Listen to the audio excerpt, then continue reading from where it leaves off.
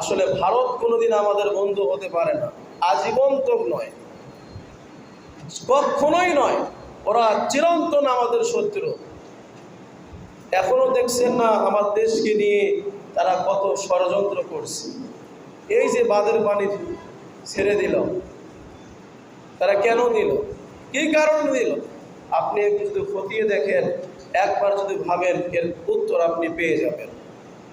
যদিও তাদের দেশে বন্যা হয়ে থাকে, পানি তারা আটকাতে যদি না পারে, ছেড়ে দেওয়ার যদি একান্ত প্রয়োজন মনে হয়, তাহলে বাংলাদেশ প্রশাসনকে বলতে হবে, এলাকাবাসীকে সতর্ক করতে হবে, সাবধান সতর্ক হবে, মানুষ নিরাপদে আশ্রয় গ্রহণ করবে, ছোট ছোট মাসুম বাচ্চারা বাঁচবে, তখন না তারা এই কাজটি করতে পারে।